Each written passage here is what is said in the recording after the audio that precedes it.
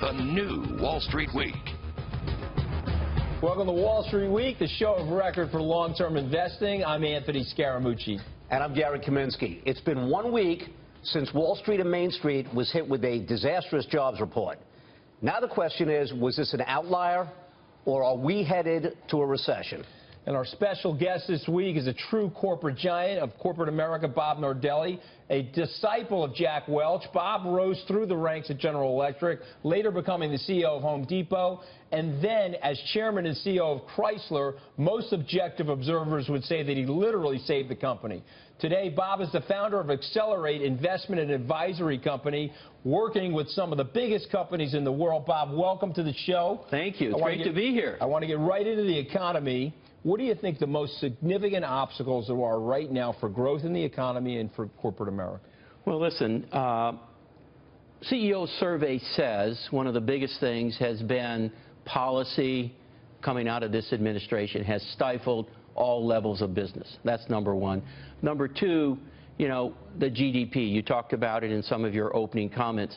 Every year the administration puts out an aspirational number, 3.5%. And then they walk us down. We saw that the global economy forecast went down 0.5% in the first quarter. Gary, it's hard to create jobs when you don't have GDP. I think that's why we saw the 38,000 number. But when you say policies, Bob, let's be a little more specific. What kind of policies do you think are hampering the growth? Well, again, what we see coming out of this administration, let's take a look at the impact on some of the small businesses from Dodd-Frank. You know, I deal with middle market companies right now. I've seen some of the medical companies that have come out with these new taxations actually flip the company overnight, going from profitable to unprofitable, having to pay taxes on some of these medical devices. If you look at some of the taxation issues, again, that you look at Obamacare and you look at United Healthcare, they've pulled out of almost every state because of the cost and the affordability. You know, I deal with that personally in my company, and I deal with it with my portfolio of companies. Bob, I want to talk about taxes. I've had viewers come up to me for the last several months. They hear on the news this idea that there's so much money overseas, and that if it came back here, it would benefit hiring, it would benefit business. Yes. Talk to the viewer and explain. You've been in the seat. You've had to make decisions. Yeah. What can happen in Washington to bring that money back to this country to help grow this economy? Well, it's a great question. Put the blueprint out there, how it would work. And I wrote an article about this on my monthly postings. So I think it's very straightforward. First of all, you have to take it away from government control.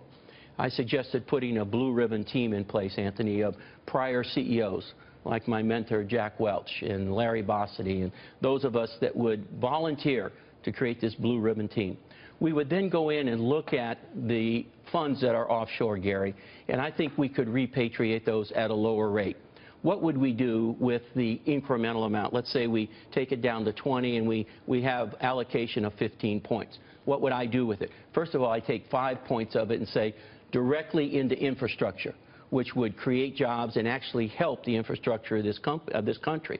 Number two, what I would do is take 5 points and pay the debt down. I think everybody would sign up for that. I'd take 5 points of it and say job creation. I'd go into one of the major companies and say, here's your budget. Now, if we give you another 5 points of what we repatriated on your cash offshore, it has to be incremental to what you're doing. You know, money's fungible, but we have to be able to identify it.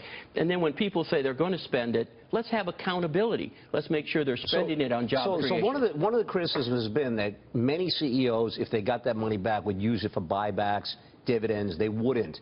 Do you think you've been calling for policy? Right, but you've been in that position. Do you think most of these CEOs, when faced with that objective of having to agree to allocate that money to actually build their businesses, do you think they'll sign on that?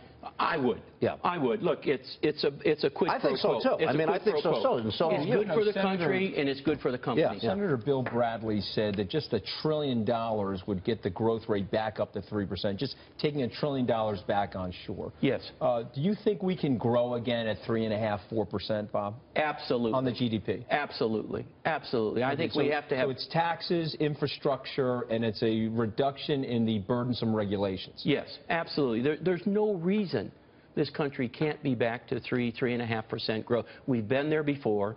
We could do it again. Now, we have to face some of the changing issues, Anthony. And, you know, technology isn't creating jobs. It's displacing jobs. We thought that there would be kind of an exchange of, for every job that was eliminated through technology, there would be an equal. Well, we aren't seeing that, right? We're seeing it with small startups. We're seeing it with technology that's not displacing manual labor, it's intellectual labor. What would you say to those workers that have tremendous anxiety, Bob, about their displacement? Well, what kind of policies could we put in place? Well, I think we have to, we used to do this before. We went in and did job training. We created aspirational opportunities for them. There is an area for services. There is an area for, physical labor out there today. If we spent 5 points of that repatriation on infrastructure, that would create tremendous job opportunities for people out there that have become discouraged and are underemployed. Okay, terrific. Let's stay with it. Bob, stay with us. We're going to be back with more right after this.